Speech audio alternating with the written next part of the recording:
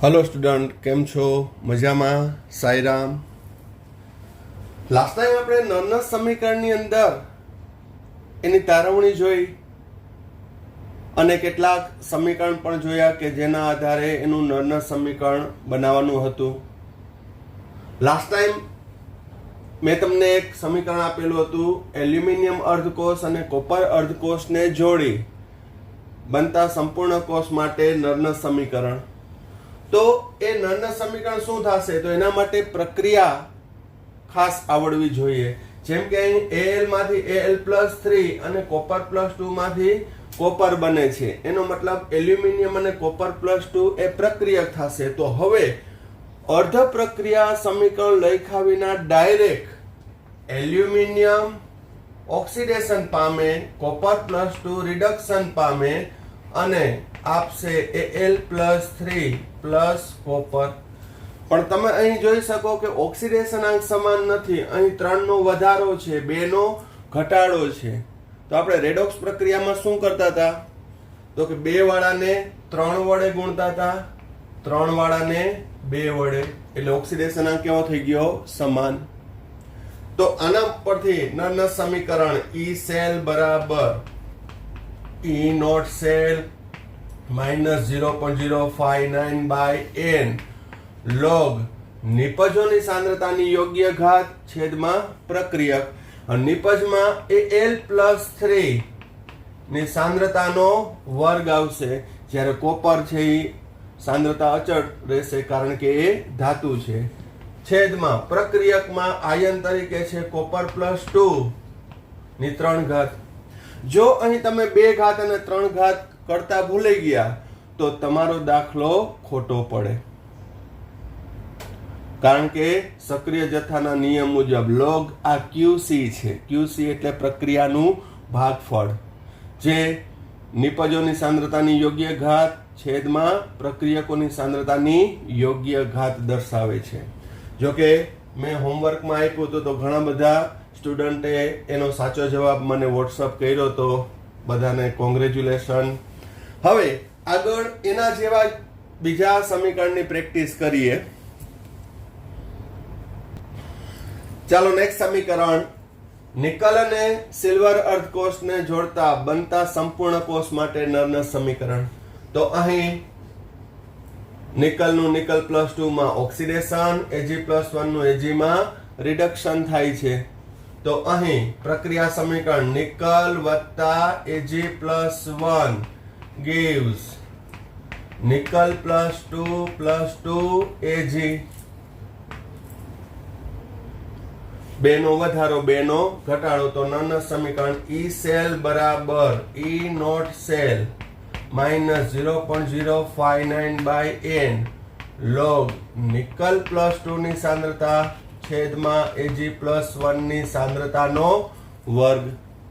એટલે આ પ્રકારના તમે ફક્ત ધાત્વિક અર્ધકોષને જોડો ને ત્યારે જનરલી એવું આવશે કે એનોડની સાંદ્રતા છેદમાં કેથોડની સાંદ્રતા। પણ ફરી એકવાર કહું છું કે એ રીતે ગોખી નહીં નાખવાનું।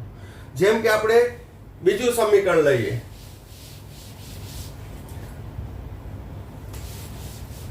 અહીં મેગ્નેશિયમ અર્ધકોષ કે જેની સાંદ્રતા C1 છે અને આયોડાઇડ ધરાવતો અર્ધકોષ ને જોડી બનતા સંપૂર્ણ કોષમાં શું થશે, તો કે Mg માંથી Mg+2 નું ઓક્સિડેશન થશે, પણ અધાતુ આવે, ઋણ સાઇન આવે ત્યારે ખાસ કાળજી રાખવાની। શું થશે, રાઈટ ટુ લેફ્ટ, એટલે I2 માંથી I-1 બને, આનું ઓક્સિડેશન, તો I2 નું રિડક્શન થાય અને આયોડાઇડ બને। તો શું થશે, સમીકરણ હવે આ અર્ધ પ્રક્રિયાની રીતે જોઈએ। એનોડમાં Mg gives Mg+2 2 electron, cathode પર I2 રિડક્શન પામી 2 આયોડાઇડ -1। કુલ પ્રક્રિયા સમીકરણ Mg વત્તા I2 gives Mg+2 2 આયોડાઇડ -1। તો E સેલ બરાબર E not cell minus 0.059 by n log નિપજોની સાંદ્રતા છેદમાં પ્રક્રિયક. પણ પ્રક્રિયક બંને કેવા છે? તત્વ સ્વરૂપે છે. એક પરમાણુ છે, એક અણુ છે, તો તેની સાંદ્રતા અચળ ગણી લેવાની. તો શું આવશે? Mg+2 ની સાંદ્રતા ગુણ્યા આયોડાઇડની સાંદ્રતાનો વર્ગ. આ સમીકરણ છે એમાં બંને આયનોની સાંદ્રતા અંશમાં આવી, છેદમાં કાંઈ નથી. બીજા નંબરમાં કહું કે આ જ પ્રશ્ન 2 થી 3 વખત ગુસ્સેટમાં પૂછાઈ ગયો છે. પ્લસ આને રિલેટેડ દાખલા હોય તો Mg+2 અને આયોડાઇડની સાંદ્રતા આપી હોય તો એ સેલ ગણી શકાય. પણ જો તમે આમાં પણ છેદમાં લખી નાખો કે એનોડના છેદમાં કેથોડ, તો દાખલો તમારો ખોટો પડે. એટલે આવી નાની નાની કાળજી ખાસ યાદ રાખવાની. મેઇન તમારી પાસે નાના સમીકરણ લખવાનો બેઝિક ફંડામેન્ટલ હોય એટલે કોઈ પણ સમીકરણ આપ્યું હોય એ ભૂલ પડે જ નહીં. ખ્યાલ આવે છે? હજી 2-4 એવા સમીકરણ જોઈ લઈએ અને પછી નેક્સ્ટ ટોપિક લઈએ. હવે નેક્સ્ટ હાઇડ્રોજન અને કોપર અર્ધકોષ જે બિન પ્રમાણિત છે, તો એના માટેનું સમીકરણ હાઇડ્રોજનનું ઓક્સિડેશન, કોપર+2 નું રિડક્શન. તો અહીં H2 ગેસિયસ એનોડ પર ઓક્સિડેશન પામે અને 2H+ બનાવે. કેથોડ ઉપર કોપર+2 2 ઇલેક્ટ્રોન મેળવી કોપર બનાવે. સંપૂર્ણ પ્રક્રિયા H2 વત્તા કોપર+2 gives 2H+ પ્લસ કોપર. અહીં ડાયહાઇડ્રોજન વાયુ છે કે જેનું દબાણ આપ્યું છે 1 વાતાવરણ. હવે અહીંયા જોજો એક નવો એલિમેન્ટ ઉમેરાશે. નાના સમીકરણ જેમ લખીએ આપણે એમ લખીએ. E સેલ બરાબર E not cell minus 0.059 by n log નિપજોની સાંદ્રતા છેદમાં પ્રક્રિયકો. તો નિપજમાં છે H+ ની સાંદ્રતાનો વર્ગ છેદમાં અહીં કોપર+2 ની સાંદ્રતા. બરાબર ધ્યાન રાખજો, અહીં H2 એ વાયુ છે, એનું દબાણ 1 વાતાવરણ છે. તો ક્યારેક ભૂલથી આપણે એ ન લખ્યું હોય તો 1 વાતાવરણ હોય તો આપણે બચી જઈએ. પણ 1 વાતાવરણની જગ્યાએ ત્યાં 2 વાતાવરણ આપ્યું હોય અથવા તો 0.5 વાતાવરણ આપ્યું હોય તો શું? તો અહીં પ્રક્રિયકો આ નિપજોની સાંદ્રતા છેદમાં પ્રક્રિયકની સાંદ્રતા કોપર+2. પણ તમને યાદ હોય તો વાયુ માટે સાંદ્રતા તેના દબાણ બરાબર હોય છે. સાંદ્રતા તેના દબાણ બરાબર હોય છે, કારણ કે P બરાબર N/V RT. N/V એટલે સાંદ્રતા. તો P બરાબર શું આવશે? N/V. એટલે વાયુરૂપ ઘટકો માટે સાંદ્રતા એ દબાણ બરાબર થશે અને દબાણ એ સાંદ્રતા બરાબર થશે. માટે અહીંયા લેવું પડે PH2 partial pressure of dihydrogen. મેં તમને કીધું કે 1 વાતાવરણ હોય તો કદાચ તમે ભૂલી ગયા હોય તો ચિંતાનું કારણ નથી. છેદ કે અંશમાં 1 હોય તો એનાથી બહુ ફેર પડતો નથી. પણ જો ત્યાં 1 વાતાવરણને બદલે અન્ય કોઈ પણ મૂલ્ય આપ્યું હોય વાતાવરણનું, તો તમારો દાખલો ખોટો પડવાની શક્યતા રહે. એટલે એ પણ ભલે ને આપણે લખી નાખવું PH2, પછી ત્યાં મૂલ્ય મૂકી દેવાનું 1 દાખલો ગણતા હોય ત્યારે. તો ખ્યાલ આવી ગયો? તો વાયુરૂપ ઘટકો હોય તો તેનું દબાણ પણ છે એ કન્સિડર કરવાનું.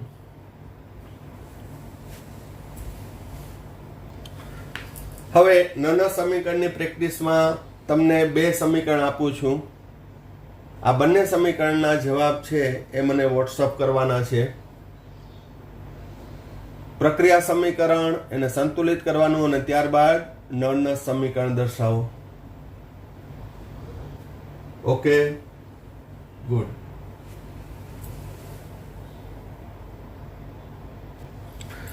ચાલો નેક્સ્ટ પોઈન્ટ. નળનષ્ટ સમીકરણ પરથી સંતુલન અચળાંક શોધવાનું. બહુ આઈએમપી પોઈન્ટ છે જે JEE અને નીટ જેવી કોમ્પિટિટિવ એક્ઝામમાં પણ આ ટોપિક રિલેટેડ પ્રશ્ન પૂછાયેલા છે. તો આમાં પણ કોઈ પણ એક ઉદાહરણ લઈ લઈએ, જેમ કે ડેનિયલ કોષ. તો ડેનિયલ કોષમાં Zn plus 2 copper plus 2 copper. હવે આ કોષ છે એ સંતુલનમાં છે. હવે સંતુલનમાં હોય ત્યારે એનું સંતુલન અચળાંક ગણી શકાય. તો પહેલા નળના સમીકરણ શું થશે? તો Zn વત્તા copper plus 2 gives Zn plus 2 વત્તા કોપર. તો E સેલ બરાબર E not cell minus 0.059 by n log Zn plus 2 ની સાંદ્રતા છેદમાં કોપર પ્લસ 2 ની સાંદ્રતા. હવે જો કોષ સંતુલનમાં હોય ત્યારે ઈ સેલ કોષ પોટેન્શિયલ છે એ શૂન્ય થશે. બરાબર ધ્યાન રાખજો, કોષ પોટેન્શિયલ કેવો થશે? શૂન્ય થશે. કારણ કે નળના સમીકરણની તારવણીમાં આપણે શું જોયું હતું? ઈ સેલ બરાબર માઇનસ 0.059 બાય n log નિપજના છેદમાં પ્રક્રિયકની સાંદ્રતા. હવે આ બંનેનો ગુણોત્તર અચળ થાય. અચળ થાય એટલે 1 થશે. 1 થશે તો log 1 એટલે 0. એટલે ઈ સેલ સંતુલને બિન પ્રમાણિત કોષનો કોષ પોટેન્શિયલ કેવો થશે? શૂન્ય થશે. અને આ સ્થિતિમાં નિપજોની સાંદ્રતા અને પ્રક્રિયકોની સાંદ્રતાનો ગુણોત્તર સંતુલન અચળાંક Kc બરાબર થશે.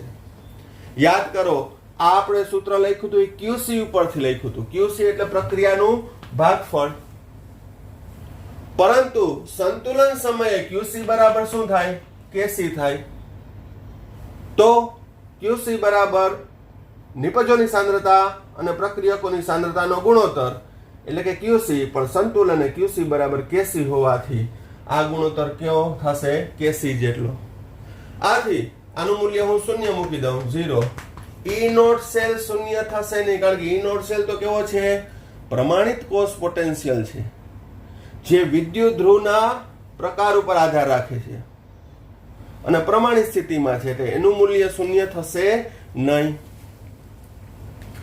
તો E not cell minus 0.059 by n log Kc થશે. હવે સાદરૂપ આપી દો.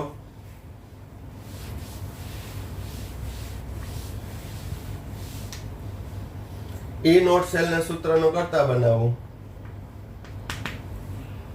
E નોટ સેલ બરાબર 0.059 બાય n log Kc. માટે log Kc બરાબર E નોટ સેલ ગુણ્યા n ના છેદમાં 0.059.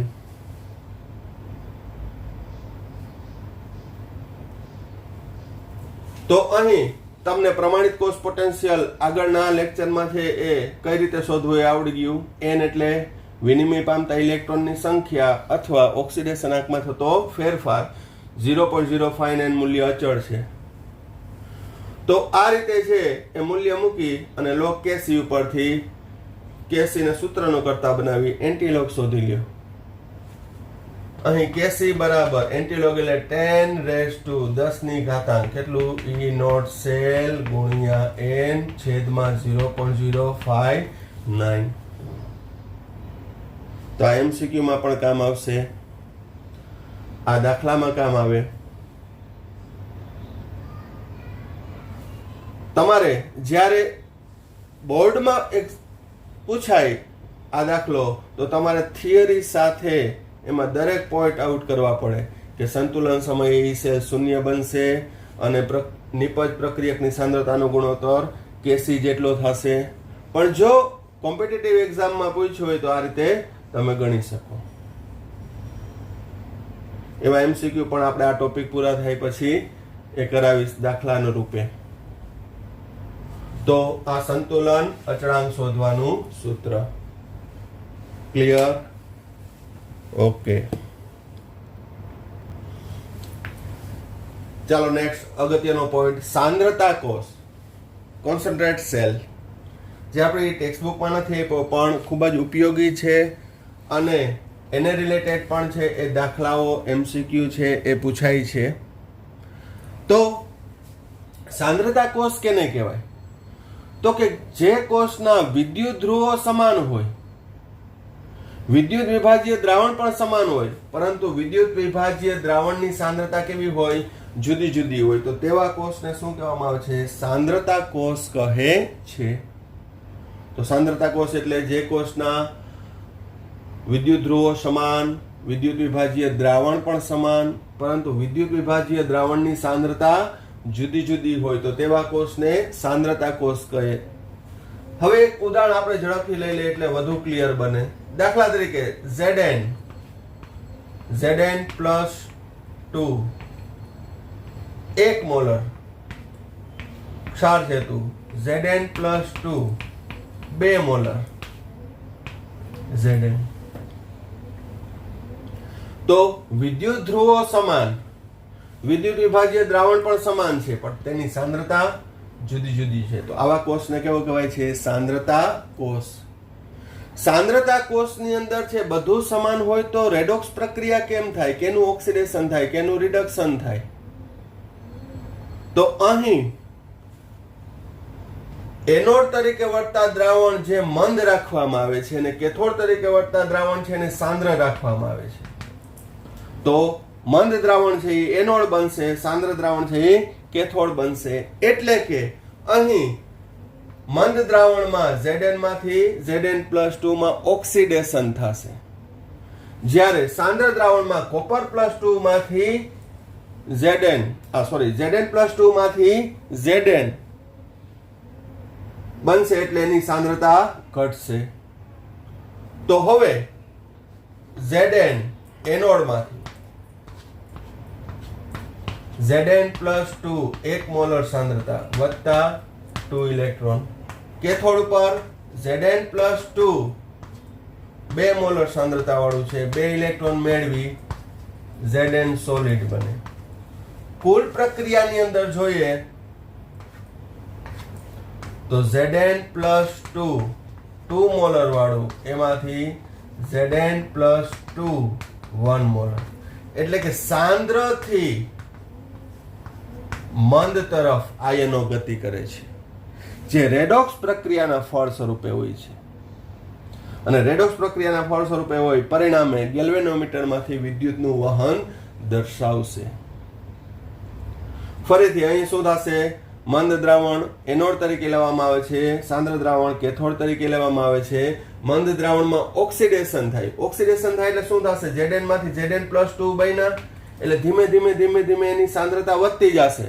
ઉદાહરણ તરીકે લઉં, 1 મોલર માંથી 1.5 મોલર થઈ ગઈ, તો અહીં Zn+2 આયન માંથી પરમાણુ બને એટલે સાંદ્રતા ઘટશે Zn+2, કારણ કે સાંદ્રતા આયનોને લીધે હોય છે, પરમાણુ કણુને લીધે ના હોય। તો Zn+2 માંથી Zn બને એટલે એની સાંદ્રતા 2 મોલર થી ઘટીને 1.5 મોલર થાય।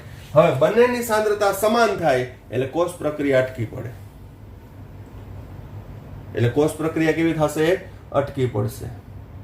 બીજી રીતે અહીંયા શબ્દ વાપર્યો છે કે સાંદ્ર દ્રાવણના આયનો મંદ દ્રાવણ તરફ જાય છે। એકચ્યુઅલી ફિઝિકલી એ જાતા નથી જાતા, એના માટેનું એક એક્ઝામ્પલ તમને સમજાવું શું થાય છે। તો અહીં એક સિમ્પલ એક્ઝામ્પલ લઉં।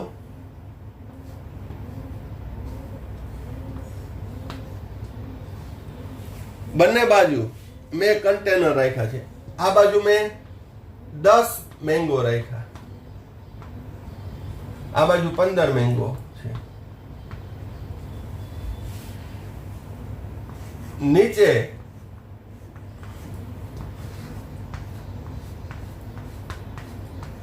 એક ટોપલી રાખેલી છે બંને બાજુ। હવે અહીંયા પણ દાખલા તરીકે 5 મેંગો છે, અહીંયા 6 મેંગો છે।